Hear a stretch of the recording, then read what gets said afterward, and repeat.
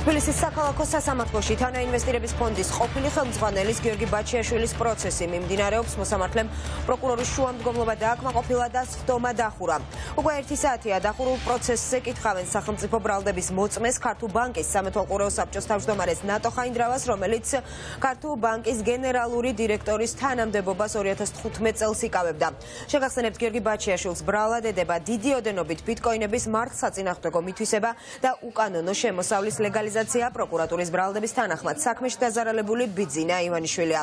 ნათია ტრაპაიძე აშუქებს პროცესს და ის ახლა პირდაპირ ეთერში გვერდება თბილისის საქალაქო სასამართლოდან. გისმენთ, ნათია.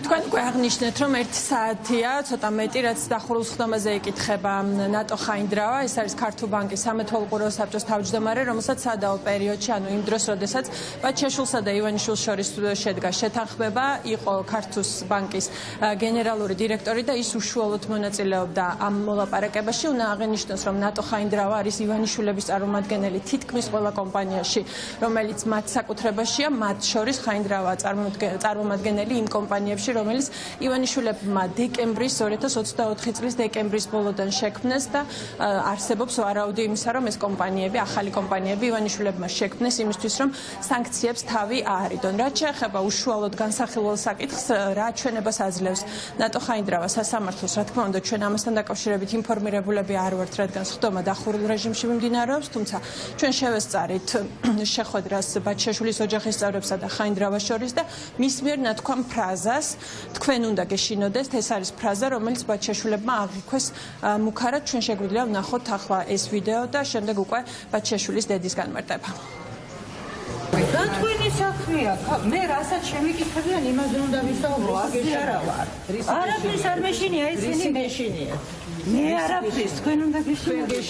ვის უნდა ეშინოდეს და რატომ უნდა ეშინოდეს, ხალბატონო ნატო? მუქარა ეს, ვის უნდა ეშინოდეს? მე რისი უნდა მეშინოდეს? მე ვარ მოწმე, ადამიანებს ვის უნდა ეშინოდეთ, აბა რა შეუბნებით? ყველა ვინც ქართულ ბანკში ზოგადად ცეცხლი აიღო და დროულად დააბრუნა, უნდა ეშინოდეთ, რომ თუ ისინი გახდებიან არასასურველები, ამავდროულად მათზე აღიზრდება სისხლის სამართლის საქმე. რატომ დროულად დააბრუნეთ შენი სესხლი? მუქარად აღიქვით მისი ეს. მუქარად აღიქვი, რა თქმა უნდა. მუქარად აღიქვი, იმიტომ რომ ნატოს პროცესი გამოგვიყვანეს იმიტომ და დახურეს იმიტომ, რომ ეშინოდა, რომ საზოგადოება გაიგებდა იმ სიმართლეს, რომელიც რეალურად იყო. ახლა სიმართლე დაფარულია. დღეს სიმართლე ძინავს, სიმართლე არ არსებობს. ჩვენების დეტალებზე, რა თქმა უნდა, ჩვენ მივიღებთ ინფორმაციას უკვე სხდომის დასრულების შემდეგ, როდესაც ჩვენ გვექნება შესაძლებლობა გავესაუბროთ როგორც დაცვის მხარეს, ასევე პროკურატურას და შევეცდებით, რა თქმა უნდა, თავად ნატო ხაინდრავასგანაც მივიღოთ ინფორმაცია ბევრ საკითხზე, მათ შორის მისი ჩვენების დეტალებთან დაკავშირებით, რაც შეეხება სხდომის დახურვას. პროკურორმა იშუამდგომლა დღევანდელი სხდომის დახურვასთან დაკავშირებით, მისი განმარტება იყო, რომ ამ პროცესზე მოწმემ უნდა ისაუბროს 2015 წელს დადებულ ხელშეკრულებასთან დაკავშირებით, თან დაკავშირებით, რაც შეიძლება შეიცავდეს კომერციულ საიდუმლოებას, ეს იყო მისი არგუმენტაცია. რა თქმა უნდა, ამას არ დაეთანხმა არც თავად გიორგი ბაჩიაშვილი და არც მისი ადვოკატი. ერთ-ერთი მთავარი არგუმენტი დაცვის, რის გამოც არ უნდა დახურულიყოს სხდომა, იყო ის, რომ შესაძლოა პროცესის დახურვით და მით უმეტეს იმ პირობებში, როდესაც ერთ-ერთი მნიშვნელოვანი მოწმე იკითხება პროკურატურის ბრალდებული სამართლიანი სასამართლოს უფლებით სარგებლობა შეზღუდოს, თუმცა მიუხედავად განმარტებებისა, რომელიც იურისტმა გააკეთა სხდომაზე, მოსამართლემ მაინც მიიღო ამ პროცესის დახურვის გადაწყვეტილება. Ძალებოუსის სამსახურის საკანონმდებლობა კეთილ სხდომის მესამე ნაწილი ითვალისწინებს სასამართლოს სხდომის სრულად და ნაწილობრივ დახურვის სამართლებრივ საფუძვლებს და იქ შეშენებული არის სხვადასხვა სამართლებრივი სიკეთეები და მათი დაცვის მიზანი. ერთ-ერთი მნიშვნელოვანი კომპონენტი, რასაც ჩემი სამართლებრივი მოთხოვნა ეფუძნება, არის ის, რომ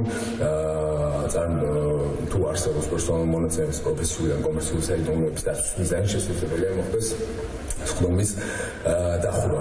მოცემულ შემთხვევაში, როგორც აღმოჩენილი არიან პირები ნატო ხაინდრავა, დავით გალუაშვილი, მათი დაკითხვის პროცესში საუბარი შეეხება ბუნებრივია ბანკსა და კლიენტს შორის არსებულ შეთანხმების ისეთ პირობებს, რომელიც შეიცავს კონკრეტული ბანკის, კერძოდ ბანკი ქართულს, კომერციული დაწესებულების კომერციულ საიდუმლოებას შესაბამისად მიმაჩნია მოცემულ შემთხვევაში სხდომის ნაწილი ბუნებრივია უნდა მოხდეს მის დახურვა და მოწმენა ათო ხაინდრავა და დავით გალუაშვილი დაკითხულობდნენ დახურულ სასამართლო სხდომაზე.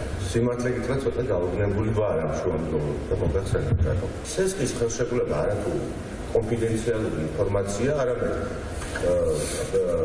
მე მგონი მთელმა საქართველოს და შეიძლება მსოფლიომაც იცის უკვე ამ სესყის ხელშეკრულებაში ინახს და უფრო მეცაც გეტყვით, ახლა მე ამობეჭდები ვიდებს და შემიძლია თქვენ თუ მიიღებთ ამ გადაწყვეტილებას, რასაც ჩვენ უკანონოდ მივიჩნევთ და დახურავს სხდომას, პირდაპირ გადავცე ნებისმიერ მხარეს და ჟურნალისტებს სრულად და უბრალოდ შეუძლიათ გამოიკვლიონ, შეუძლიათ გამოაქვეყნონ, ანუ ამით არაფერი დაშავდება და ჩვენ ვერანაირ დაწესებულება ან ორგანიზაცია ვერ გვეტყვის ამას. ხო ისიც გავითვალისწინოთ მართალია და 10 წლის წინადად.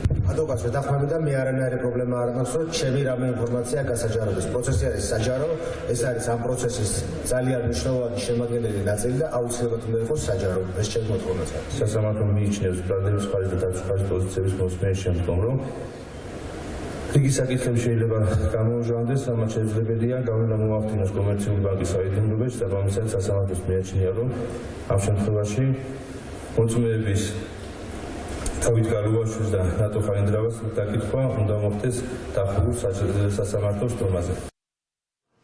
ეს იყო განმარტებები, რომელიც გაკეთდა პროკურორის შუამდგომლობასთან დაკავშირებით, როგორც უკვე გითხარით, მოსამართლემ მიიღო გადაწყვეტილება და სხდომა დახურულია. 1 საათია უკვე იკითხება ბრალდების ერთ-ერთი მთავარი მოწმე, ბანკი ქართულს სამეთვალყურეო საბჭოს თავმჯდომარე. დღეს პროკურატურას კიდევ ერთი მოწმე ყავს გამოძახებული, ეს ისიც არის ქართულ ბანკის ერთ-ერთი მაღალჩინოსანი, რომელსაც სადაო პერიოდში ეკავა გენერალური დირექტორის მოადგილის თანამდებობა. რა თქმა უნდა, ორივე მოწმის ჩვენება იქნება ჩვენთვის დახურული. ველოდებით პროცესის დასრულებას იმისთვის, რომ მივიღოთ განმარტებები მოწმეთა ჩვენებებთან დაკავშირებით.